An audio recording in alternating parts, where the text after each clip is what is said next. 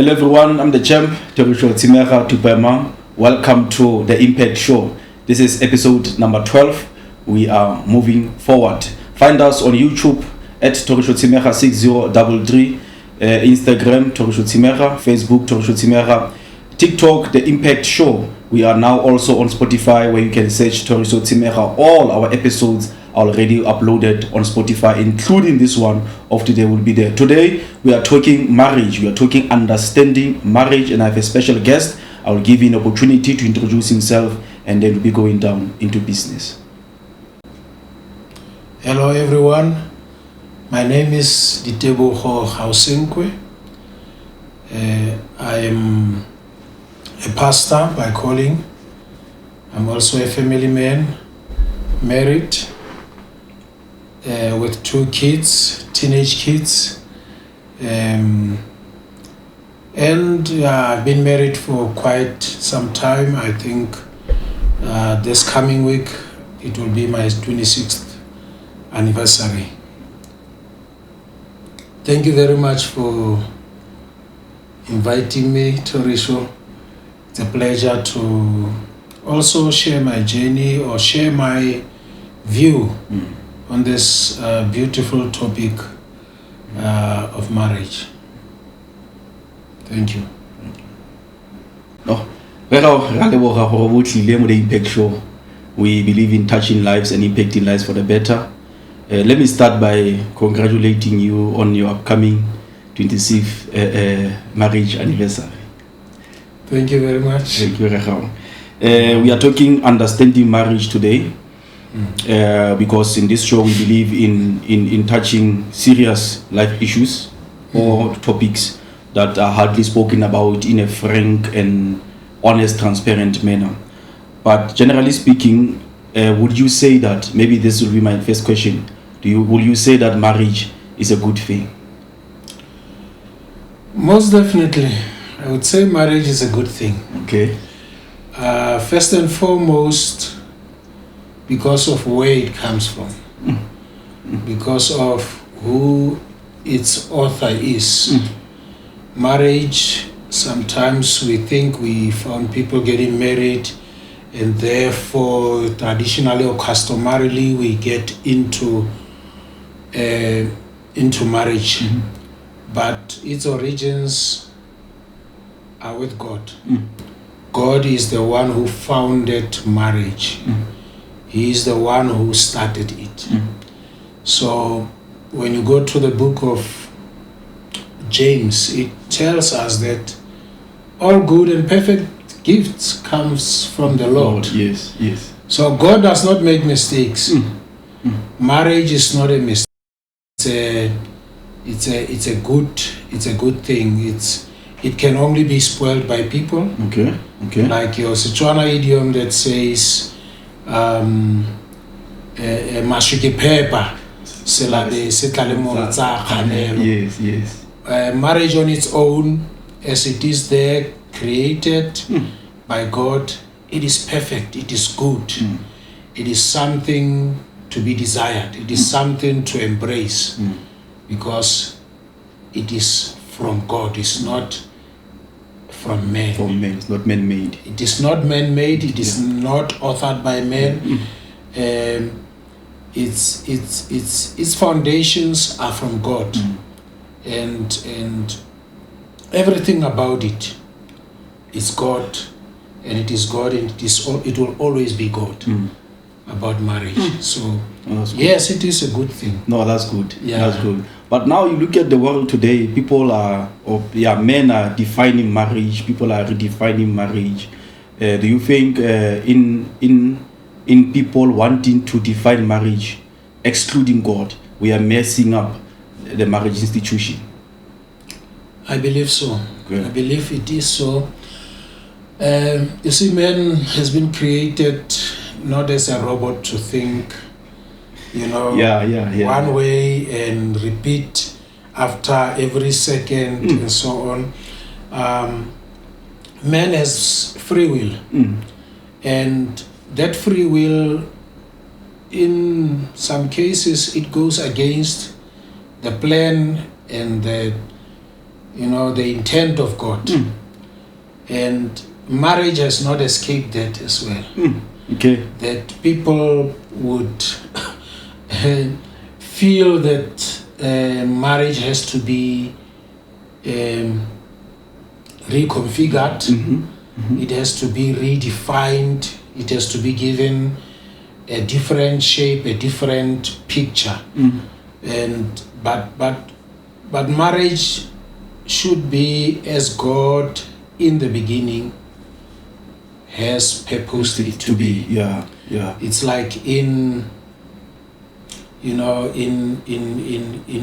19, when Jesus had a discussion, a conversation with the Pharisees.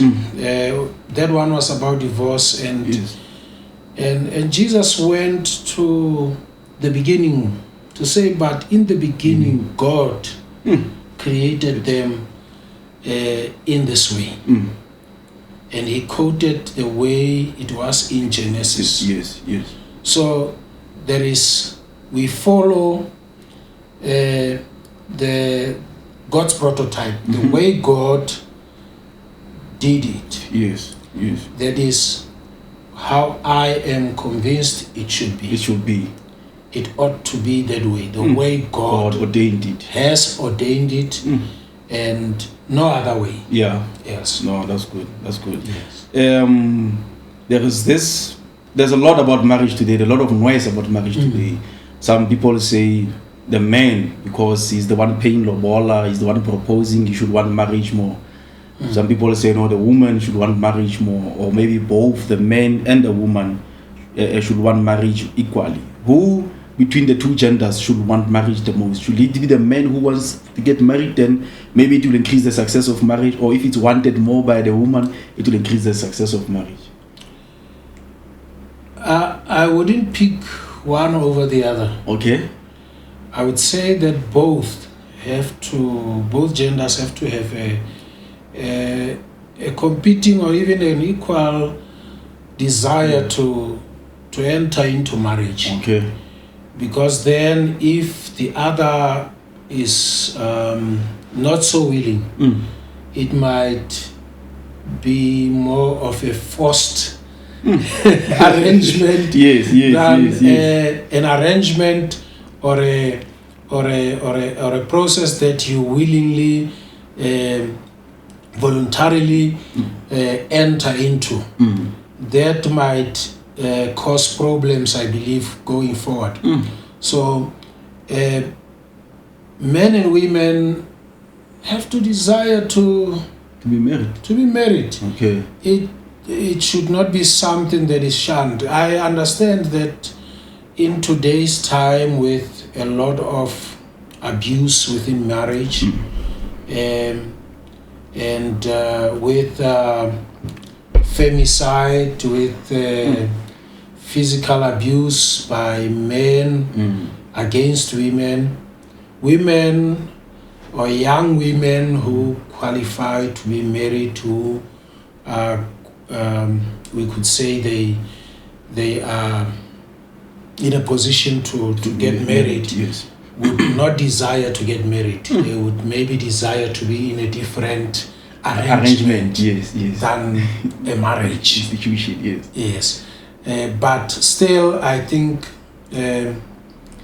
marriage has to be really taught and explained to people how God has ordained it. For people to understand that, because some people see marriage as a place of torment. Yes. As a place of persecution, suffering. Yes, where you are no longer going to be yourself. You are going to be in a place of, endless belittlement, endless abuse, endless. But that is not marriage. And people begin to define it that way in a negative light. Yes. And that is why today the question is, do we really have to desire to get married? Yes. Because look at what is happening. Look at the divorce rate. Look at the amount of abuse that is taking place within marriage. So yes, people, I would say, desire to get married, desire for your hand to be asked if you are a maiden, for your hand to be asked for marriage. You can pray to be married. It's a good desire, and to even make a request from God to say, Lord, I am ready. I am ready to be married. Yes. And and look forward to it. It is a good thing. Unfortunately, in today's time, only the negative gets more attention, more spotlight, but the good is never told on the rooftops. Of course. Yes, it's always hidden there, and people always see the negative. Okay. Yeah. Do you think there's a difference between desiring to be married and desiring to be really married and fulfill your duties as a husband or as a wife? Like, people just want the desire to be just the title that I'm married, the ring on the finger. Is there an attitude like that, or the desire to want to get married automatically means that the person also desires to fulfill their role as a husband and as a wife? Look, people have different intentions. There are people who see marriage as a means to an end. They see it as, I would now be respected. I would now be Mrs. So or Mr. So. And then those guys who I went to school because now they are not married, they are now going to respect me. They are going to be like boys to me because now I am Mr. I'm a man. But marriage should actually follow, like I've said, we follow the way of God in marriage. Marriage should be a place of growth. And in a Christian setup, a marriage should be a place of growth spiritually, fellowship, and even a place where you grow financially. You grow economically, you become better. Yes, you become better. You can see that there is progress, because now, as the Bible says, if you are one, how shall you become warm? But if there are two, if it is cold, they will warm each other. Yes. Says a two-strand rope or a three-strand does not break easily. But if it is one, it will break. So that tells you that in a marriage, you get to a place where you've got somebody who you can stand with. Because your friends are not there, your schoolmates are not there any longer, your pastor is not there, your uncle is not there. You've got this person, and it is with this person that you need to be strong. You need to draw strength from that person. They have to be a place of comfort, a place of strength, a place of comfort, a place where you can have peace. Yes. Where you can have rest. So yes, others marry for status, but status shouldn't be something that matters. Status comes already once you sign that certificate. You are Mr., you are Mrs. So and so, legally married to so and so. You are that. But it is a place of growth. It ought to be a place of growth where you do not become the same. People would say, hey,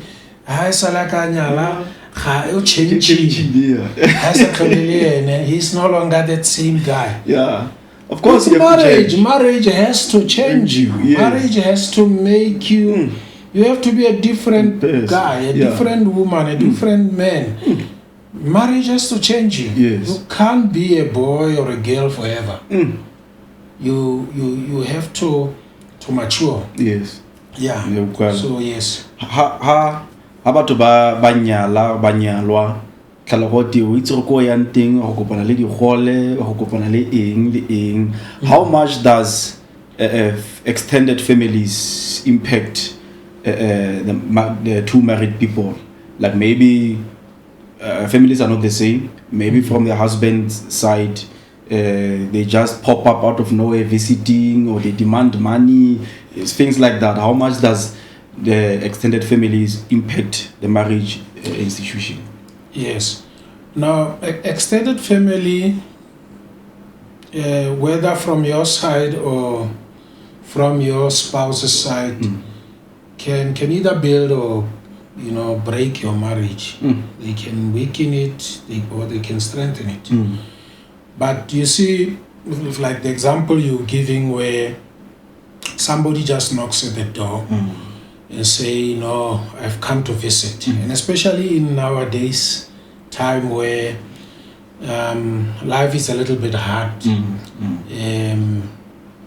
Life is not that, it's not like in those old days where we can make space quickly and somebody can just lie on the floor. And no, nowadays it's a bit tough. But when such things happen, and it won't necessarily be that, it would be other things. Yes. That is where growth comes. Okay. Where you need to deal with such issues in a matured way. Okay. Yeah, you can't just tell somebody to go away, to leave your place because now this is your wife or your husband's place with you alone. You don't want other people. Yeah, it's our society is still in a, in our especially in the South African context, or let me say in the Southern African context, where our lives are taking we are transforming into a more Western ways. Yes. And that also has an impact on life. Okay. Those very things that we used to do that were just simple, ordinary things to run a home. Nowadays, they are seen as being, ancient and very traditional and harsh. Backward and harsh. Yeah. Nowadays, if somebody was told to go and start a fire outside for cooking, if a young lady is told, that would be a case of abuse. That would be a case of abuse. But, your extended family can, like I said, it's both ways. But one has to have the wisdom to deal with such things. You can't be harsh, but you can also not be too lenient. But you have to put your foot down on certain things, especially things that are not, what I can say, things that are not right. Yes. That are not done in an orderly way. That are disorderly. And some people need to be taught things. Sit somebody down and say, look, I understand. She's your cousin. Yes, but I'm also now, because of marriage, your cousin, Oswara. Yes. Maraswara, please, man, I've got a phone nowadays. If you want to come, I like spending time with you. Yeah. I like spending time with you, but sometimes I'm tired. Please call me, man, or send me a message and say, yes, man, can I make a 10? Yeah. And if I'm around, I can maybe give you an hour or two. Shebe gaming or something. Or a shebe gaming. And do things together. I like it. I don't hate you. You come into my place. It's good, but sometimes it's inconveniencing. Yes. It's inconveniencing because I might be doing something. Because sometimes, you get into marriage, sometimes you are still studying. You are working. and you are doing this, you've got, and then somebody visits you and it seems like you don't give them attention just because you are busy. Yes. Those people are busy. You can now leave everything and go and do and sit with them. And it seems like now you are not giving them attention. Or you're not welcoming. Yes. So yes, that instruction about your new family that you're gonna find this, it's a very wise instruction, because it tells you, it actually prepares you to say that when you go there, you are used to your people here in your family, but those ones you don't know. You don't know their manners, you don't know their mannerisms, you don't know anything about them. So then you have to be able to adjust, to be able to accommodate them, and even to understand them. Some of them, they might annoy you in the first place, but later on you might like them. Yes. Yes, their annoyance might be something that you like later on. Because now you do what? You understand them. Yes. Because understanding is a powerful thing. Once you understand somebody, you are no longer as annoyed as you used to be in the beginning. Now you understand, you know how to deal with the way they behave. So it's wisdom. It's all about one. When they say such, is because they are actually saying apply wisdom. Go and live with them, but with wisdom. Yes. Oh, that's cool. Do you think maybe during premarital counseling, or the time when the husband and the wife to be have their own conversation planning their future, just by themselves, do you think it's necessary for them to talk about their backgrounds, where they come from, and the kind of families they come from, so to prepare your spouse to be? Very, very, very important, very critical. I think nowadays we've got a serious problem of divorce. There's a lot of marriages happening, but at the same time, the rate of divorce is also high. The same guy who married 4 years ago is now divorced. And again, you find that after 2 years, he again is married. That tells you this person loves marriage. They appreciate marriage. But maybe they lack the necessary skills to be able to deal with the difficulties of marriage. Because in marriage, you are two people who love each other, but you are different. And it's possible that you could be from two different backgrounds that are not the same. Completely different.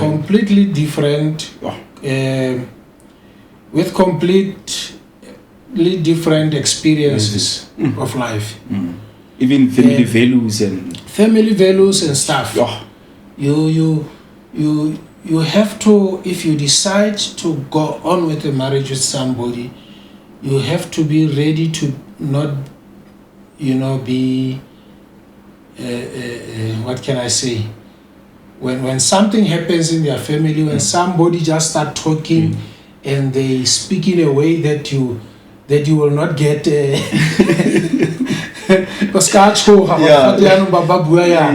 Why are they this? One counselor that I just recently watched, he said, before you get into a marriage, know your partner. He's a marriage counselor. He's a marriage counselor. He said, know them when they are angry. Make sure you know them when they are angry. What do they do when they are angry? Does their language change? Will you be able to handle it? The language. Maybe they'd start swearing. And you ask yourself, is this the one? Is this apostle, Yeah, is it prophet, so, is that brother so and so, that holy one, the holy one with tongues and with tongues and the preaching one, the preaching machine. Is he the one?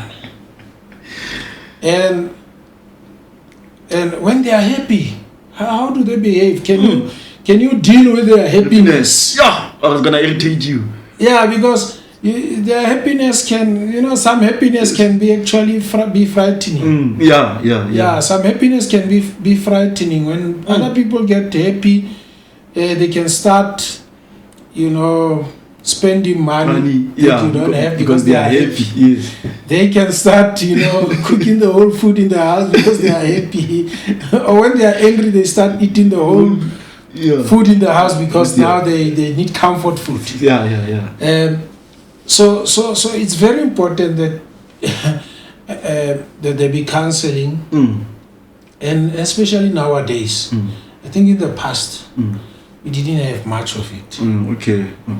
I think before taking the step to say I am going in, regardless of how much you are convinced that you love the person, go through counseling, answer those uncomfortable questions, and answer them faithfully so, and honestly, with and don't just look at one place that I want to get married to this person. It should not be marrying the person because you want to, both of you can have a good life. Because of the jobs that you do, the money that you make. Will this person really make you happy? Will you be okay? Or your marriage would only be hinged on money. On money, careers. Because there are two people who are making money, but they don't have a marriage life. The other one goes to this place for the whole night. The other one goes there. The children are left with the nanny. The helper, They come late in the early mornings. They sleep. The children are looking for them. They don't even have time for that. It's because they make money, but they don't know marriage. They just live together. And they thought because they are both making good money, they are compatible. And sometimes money can give you that boastfulness in you, that I make money. I don't need his money, or I don't need her money. I can do whatever I please. It pleases my heart with my money. And that is the kind of life that is lived nowadays. And people stay there for the sake of children sometimes. Later on, that attitude cannot hold until they decide to part. So it's very important that one should know the background.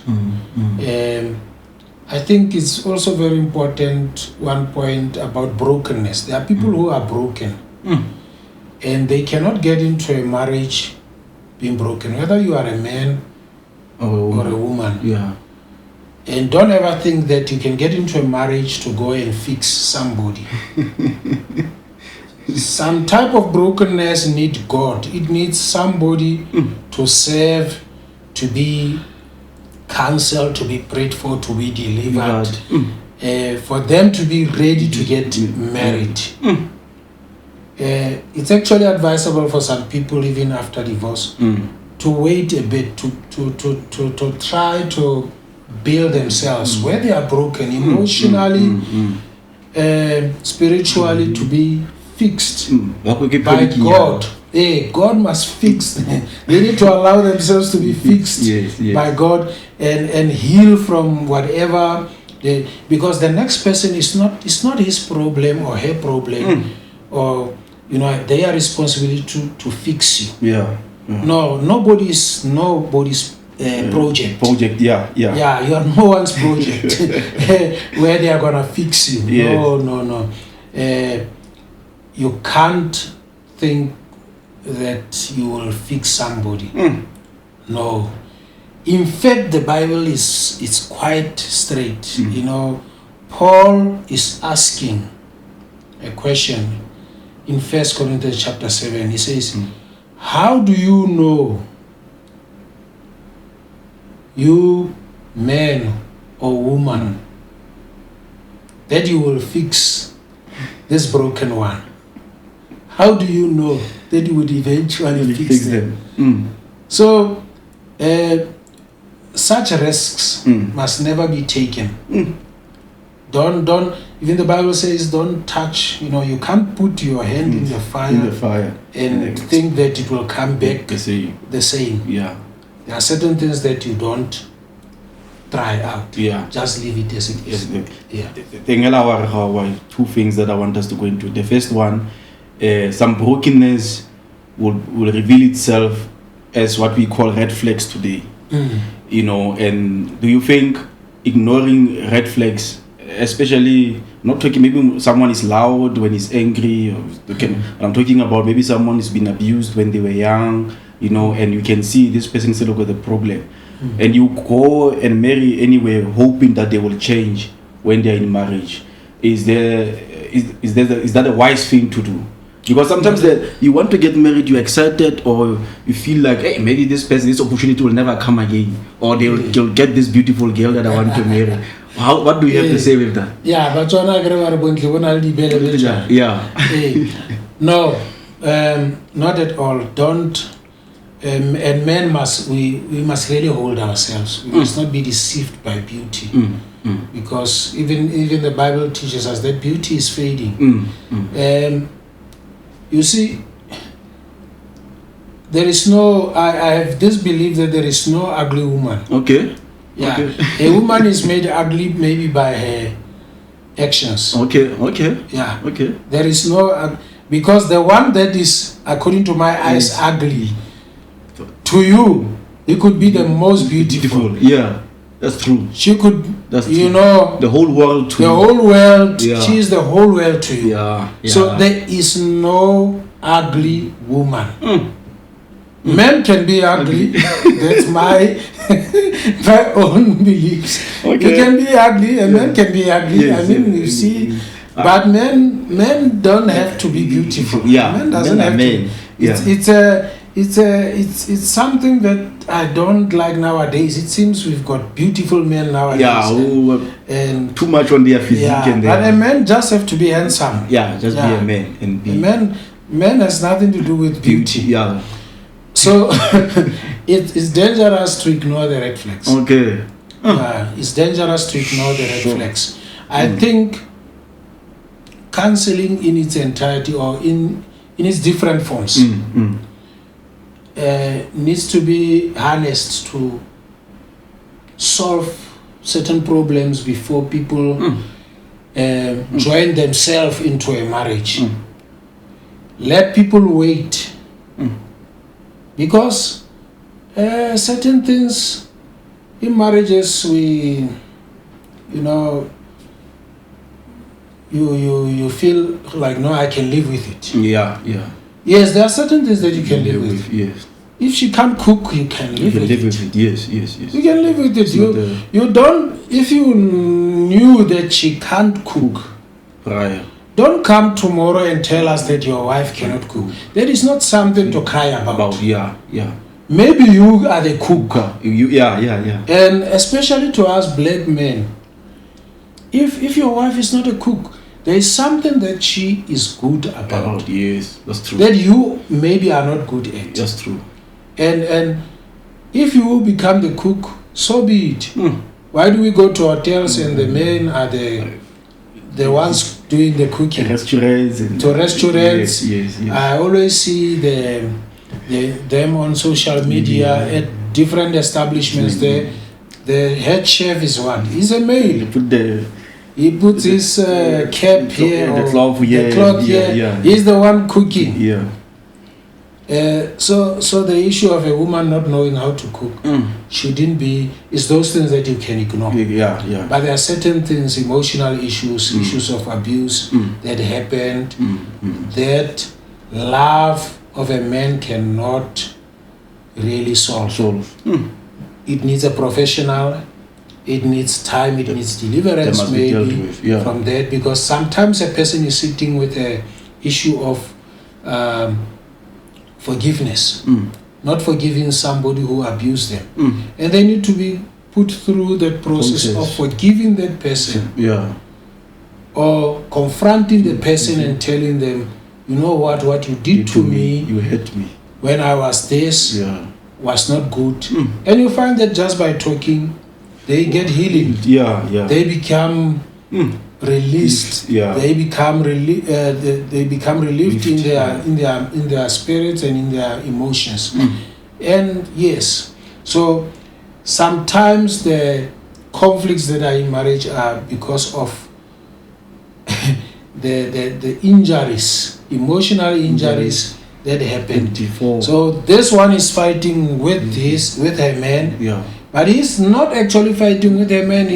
She's actually fighting with her father, or the uncle, or the brother. It's not the man. Or this one is fighting with the woman every time because he is fighting with the mother who maybe abandoned him, and maybe he was brought up by the aunties and he didn't have a good life. So some of the behaviors that we see are because not of things that happen now. You see, something can happen now, but then it triggers something in somebody's memory that is right back there in the back shelf of their memory. And it comes out, and we wonder why every time this is said, and then it triggers them into a. So that needs to be dealt with, and all of us need to be open about our wounds, our pain. But then you are, just to interject, Rachel, you open up with this person, you love them, you are building this. One day you argue with your spouse, they use it against you, or they measure, say, that's why your uncle did want to, that because you are. No, it's human. There are certain things that we need to know about human beings, that they would always refer you or remind you about the past. But I think you as a person, your healing must not really depend on the other person. That's it. You have to take ownership and control of your healing. Because if it is going to be dependent on somebody, then that person is gonna always use it against you. So make sure that your healing is yours. It doesn't matter who accuses you, who reminds you. It's you who is in control, because it's all about taking control back. It's not about controlling other people, it's about you gaining the control. Yes. Okay. I can only imagine the difference you see today with regard to the attitude towards marriage as compared to 26 years ago when you were getting married, in terms of how people viewed marriage at that time, how people view marriage today. The divorce rates, perhaps at that time, the divorce rates today is totally different things. Or with that said, what are some of the misconceptions that people have about marriage that you think single people really need to know? Someone will think marriage is nice, it's a honeymoon every day, we are just smiling, massaging each other. What are some of the misconceptions that comes to mind now that you think single people, especially young people, need to know and understand about marriage? Or actually it's not like this, it's like this? Yes.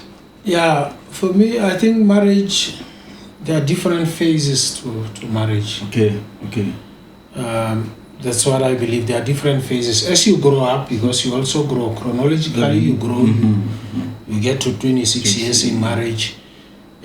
Your first 5 years is the most critical one. Is your honeymoon time. You still understand each other, the first year, unless there are some very serious fundamental issues or underlying issues that were not sorted, that can maybe cause some fracas or some disagreement between you. But that first 5 years, even if, let's say, you did everything right, you went through all the processes and stuff, That first 5 years could be good, or even let's say the first year. Okay. You're still honey that, giving each other names and stuff, and so on and so on. Yes. Yeah, and depending on your planning and stuff, there could be children who are born in that marriage, and you are excited about your firstborn. Hey, this one has made me a man. You, and later on the secondborn, you buy a house. You buy a car. You've already had a car. You buy a second one for the wife, or the wife buys. Depending on your situation, yes. It could be and then these kids grow. The kids grow. They go to school. You begin to spend money. And that's where now things begin to wobble a bit. Okay. Because money, it's critical in marriage. In marriage, very critical. Yes. They grow up. These children have to be brought up as well. They are human beings who need to be developed into taken care of as well. Into mature human beings who are ready for life. Yes. And both of you have to do it. At the same time, you've got to take care of the marriage. So you can taking care of the children could actually cause you to neglect marriage. So marriage is it's hard work.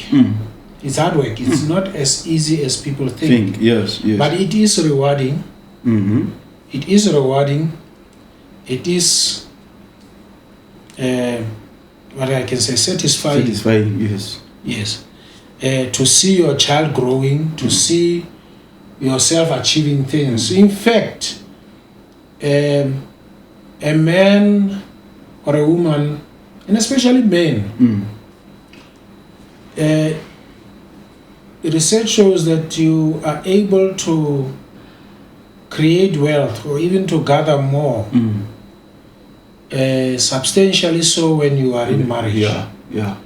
The guys I know some guys would be saying, but I've got a lot more than you, but I'm not married. Yes. I can tell them they could have had more than they have now, and they've been married. Oh. Because there's money which they are, just giving away and wasting. Not properly accounted for. Because what? They don't answer to anyone. That's true. They are not asked, where do you come from? Where did you spend that money? Yes. And so on. They are just on their own. So marriage it's a lot of work. You bring up all those children.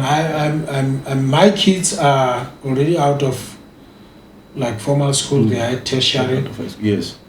So bringing them up, especially nowadays, taking them through school, it's a lot of money.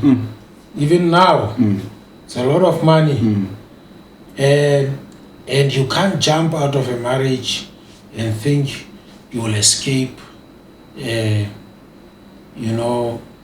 responsible. Responsibilities. No. Whether you jump to another woman or to another man, you'd still be responsible. So marriage can be a wonderful place where you've got somebody who you are at peace with, who knows you. Who knows you, who understands you. And they will be with you through thick and thin. You don't have to jump around with different people and thinking, because men in general, we are not the smartest. In fact, women are smarter than us when it comes to relationships. Sometimes we are moved more by our own bodies than our thinking. We think more with our bodies than our brains. and men would be running around with women. And these women are not dumb. They know exactly how to deal with you. How to deal with your weakness. How to get money out of you. How to extract from you. How to extract, money from you, property and stuff. And So being in a marriage can actually save your life. Can actually save your life. It can save your destiny. You can become what you ought to be by being in a marriage institution. Yeah. So unless God ordained you to be single, and He has audibly so told you that you are not gonna get married. I've got this assignment for you. But I think there will always only be one Apostle Paul. I don't think there will ever be another one again. Yes. Is there such thing as marrying the wrong person and the right person? If some people say I married the wrong person, I married the right person, or the observers, they will say, hey, he married the wrong girl. Or yes. Is there something like that? It's a bit of a tricky question. Okay. Because for me, sometimes you can say yes, you can also say no. Okay. Some people are fixed by marriage. Okay. They were these people, and once they get into marriage, they come alright. They change, they evolve. They change and they mature and all those kinds of things. Yeah, and other people, like I said in the beginning, that people say, hey, but marriage has changed you. Yeah. Hey, Mona, we knew this. We knew you this way. You were the soul of the party. Now we don't see you. What happened to you? Yeah. And the guy is fine. He says, but I'm content. I'm with my wife. I'm with my person. I'm okay. It doesn't feel like he's missing something. Yeah, because maybe he only knew that life, and it happened that he got married. Yeah. And he looked like the wrong person. Okay. And he marries this woman who is able to somehow give him a different perspective about marriage without, forcing using force and violence and but with love, just showing them life, and the guy begins to see that, hey, life is good in marriage. The same with women. So yes, it is possible to go and marry a wrong person, a wrong button. A wrong button. It's possible. The person is untrained in life, is not willing to submit. The person is broken. They need to be. There are those red flags. Yeah. There are red flags, and just because you look good, you are photogenic and you look good together, does not necessarily mean you're compatible. You are compatible. Okay. And yes, there's also compatibleness. Doesn't always work sometimes. Okay. Both of you are hot-tempered. Who's going to submit? Yes. Both of you are short-tempered. Both of you are noisy, and who's going to be calm at that time to be able to? Both of you are quick to be angry. Somebody has to be different. Yeah. To be able to throw you down and say, but love or Torish, or please, honey, baby, down. Yeah. Yes. Leave him, leave that person, or leave that thing, man. Let's look at it. So sometimes people look at the same person as them, and they think that is the perfect thing. It's not necessarily the perfect thing. Okay. There are couples where I've seen the guy is cool, man, but the wife is there. This one. But the guy is happy with that one because he knows when to use her. Talking when it's necessary. He just calls the wife and say, hey, there is an issue here. And then the wife shoots. And the wife also knows there's times when I call my man to come and address issues. I know he's as for me, I stand back. Yeah. So is that. So, yeah, you can't. It has a yes and no. Okay. Yeah. Yeah. Some things don't have an absolute answer. Yes. But again, in marriage, like I said, marriage is work. In marriage, we grow. So meaning that old habits, we throw away old habits. We throw away. We learn new things, and we grow in marriage. We become different people. So marriage is not for perfect people. It's for people who are imperfect, who trust in the perfect God to make their union perfect. To make it a union that is pleasing to Him, and that can be desirable to others. So marriage is not for perfect people who know everything and know when to speak, when and how, and so on. If you are perfect, don't step into a marriage, because then the other party is going to suffer. Because when you are perfect, you are complete. You don't need to adjust, to stretch, to learn. Everything that you do, because then pride is gonna tell you, even if you've done something wrong, your pride is gonna tell you to be defensive. It's gonna obviously tune you into a defensive mode. That's true. Yeah. So marriage is a place of growth. Yeah. You begin to see things from, it's not like this. The way I handled it that other day, no, she doesn't like it, he doesn't like it. Okay, I'm gonna go this way then. Okay. But it's not a place of manipulation. It should not be a place where we manipulate each other and it should be a place of love, a place where we wish good things for each other. Yeah, not a place where we try to set traps for each other and we want to it is a place of truth. Where we speak truth in love with one another. Do you think there is an ideal age to get married? People don't I would say so, but people don't mature equally. Okay. Whether it be men or women, there are men who are in their 40s, but they behave like they are in their 20s. You just ask him, he's in his 50s, but he's still... This guy. And sometimes he's even married, but he's still giving the 30-year-old wife or 35-year-old wife problems.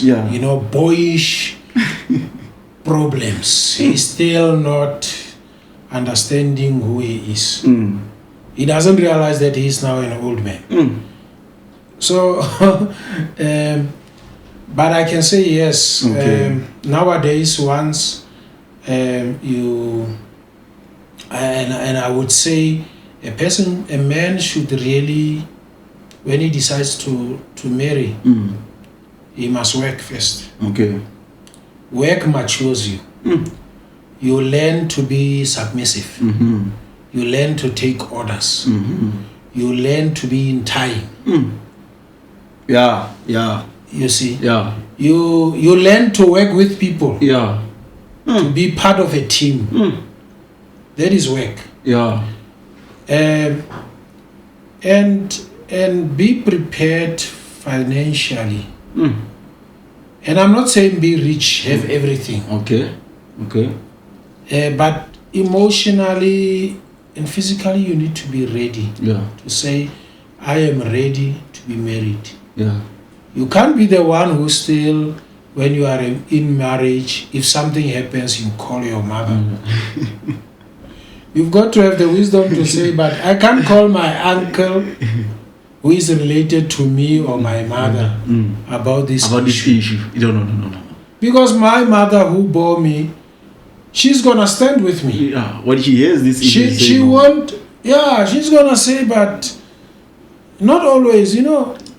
Mothers will always stand with their children. They might be saying something, but in their heart and in their deepest of their heart, they care for their kids. Of course. And sometimes it's not like your mother really loves your wife that much. That much, yes. She's still getting used to her. Yeah.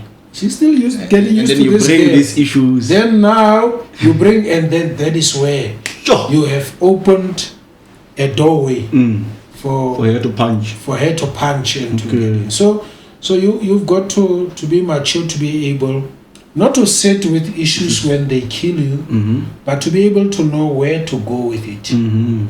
Go to the right people to solve issues if you cannot solve them in-house. So maturity is very important to be able to know where to go with things. Because marriage is a beautiful thing, but you grow. We get a certificate before you grow. You don't get a certificate once you die. Yeah. You get a certificate the first day. You say, I do. But you still have to learn. But you have to be able to handle small things. Be able to do things for yourself. And I say nowadays, young men need to be able to do their laundry. They need to know how to do their bed. Need know how to do ironing. Those basic things. Because you might get married to a wife who would become more educated than you. It happens not because you planned it. Okay, yes. And their work commitments are in such a way that if you cannot afford somebody in the house, but you need to be able to take care of yourself. To know how to dress yourself up properly and go to work, and not be seen by some other ladies at work that your wife is not at home. Not necessarily. Not necessarily because the wife is educated and she feels like I can't be doing this. Yes. That the working arrangement doesn't really allow. Yes, and I'm not saying this to say to wives that they need to neglect their duties or their husbands. It's very important sometimes to do things for your husband. To know that I know my wife is here, and I know once she's here, I'm gonna eat well. I'm not gonna be eating some food that some quick mix that. No, today my wife is here now. I'm staying home. She's gonna cook a good meal for me. You have to be looking forward to your wife coming. If maybe she is at work or maybe she's out of town. Because but when she's out, you need to be able to do things for yourself. Don't go around asking for food or asking people to cook for you. So it's a maturity. It's about being able to do things for yourself. Yes. Go and buy meal, rice, buy pasta. Today we live in an advanced world. You can just go into Google if you need to learn to cook. And you learn. It's adventurous. It's a good thing. You learn and you do it. And there you know how to cook. It's unlike in the olden days where you could not, by a press of a few buttons, know how to do Get into TikTok and see how to cook spinach or something. And see how you deal with spinach. So it's those things. A man nowadays who feels that he can be traditional, he's setting himself up for failure. There will always be conflict unless the wife feels he can do all those things, but you're gonna end up with an exhausted wife, emotionally and so on. Great stuff. There's a need to evolve, not to say no. Let the wives neglect their duties, but the world is advancing. The work schedule, the careers, the kids, and the what. So things. There's a need to evolve. And tell me if your work also takes you away. Are you that man who says, hey, but I need Mosadi from Kapela next to me here. I need a woman, and then you end up calling a girl from somewhere too. Do you think it's gonna end up just her being a cook? No. Setting up yourself for failure. You are setting up yourself. You are setting a trap for yourself. That girl might end up in you might get into an entanglement. So certain things need to be you need to be mature in them before getting in marriage. Yeah. Be ready to always learn. Even after getting into marriage, always be in a learning phase. Okay. Yeah. I reserved this question to be the last one. I'm going to ask you. I need to ask you this question. People say marriage is failed because of money and because of intimacy, sex. We've touched on money a lot. How true is the statement or the saying that marriage works or fail because of intimacy? Because is it something that should be taken serious, considered, and worked on so that it feeds the progress, the growth, and the success of the marriage? Or it's just one of those things that even if it's not good or perfect, life can still go on? Yes. I think life can still go on. Okay. With money or no money, with sex or no sex. Okay. But those are important things in a marriage. Okay. Yeah. You can never dismiss the importance of money in a marriage. We get to do a lot of things. I need money to do things. I think every family needs money. You know, money answers all things. Yeah, the Bible says so. The Bible says it answers all things, and even on the matter of intimacy, and especially on the matter of intimacy is needed in a marriage. Okay. And intimacy must never be used as a weapon. Okay. To get back at another person that I will deny them intimacy. In fact, the first book of Corinthians 7, Paul warns against using intimacy or denying intimacy as a weapon. Because he says, yes, you need to always come back to that, to intimacy, so that you are not tempted. Yes. The scripture now. Yes. That's so that you are not tempted. Yeah. Because lack of intimacy in a marriage can lead to temptation. It can lead to cheating. That somebody decides in the marriage that no, now we are old now. Now we are old. These things are for children. We are no longer getting there.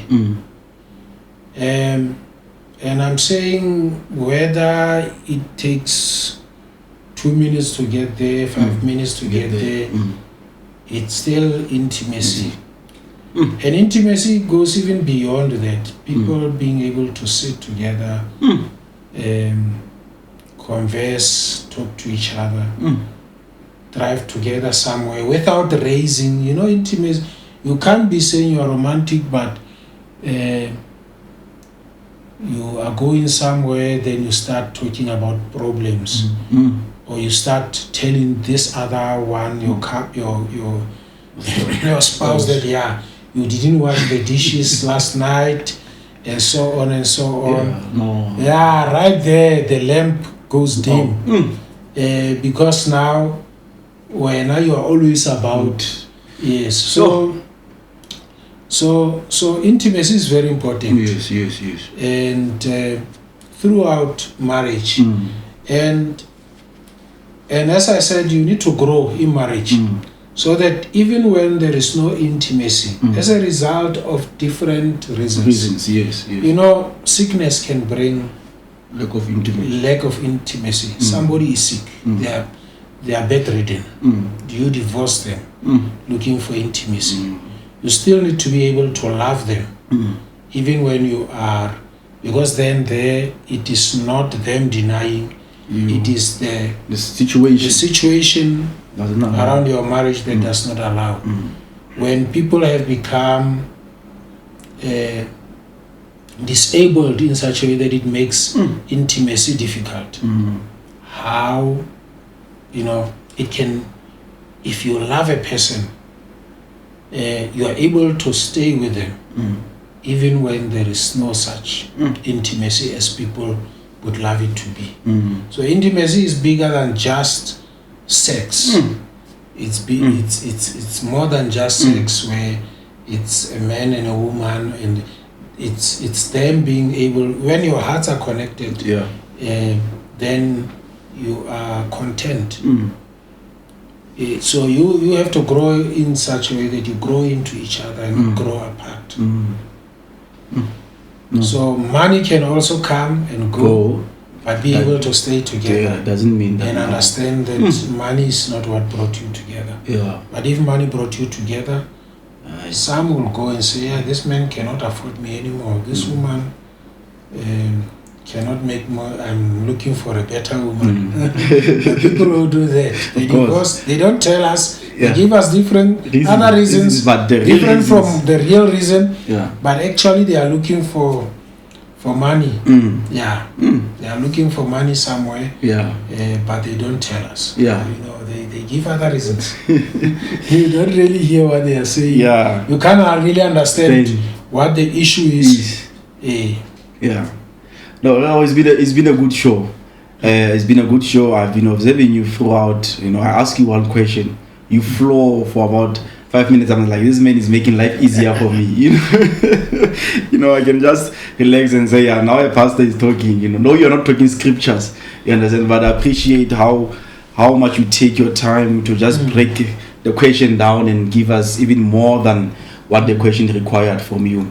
As we are concluding the episode, I would like you to look at the camera and give you the opportunity to say anything that you think is necessary. Maybe I didn't touch on it, or whether it's an advice, or whether it's a warning concerning marriage, or whether it's something to the married or to the single. Anything that you think is necessary, just to say to our viewers.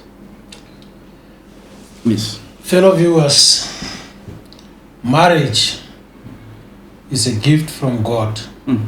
He is the author of marriage, and it will be pleasing, and it's always pleasing and exciting to see people getting into marriage, and especially young people, because it is in marriage that we are able to resemble or even imitate what Christ is to the church.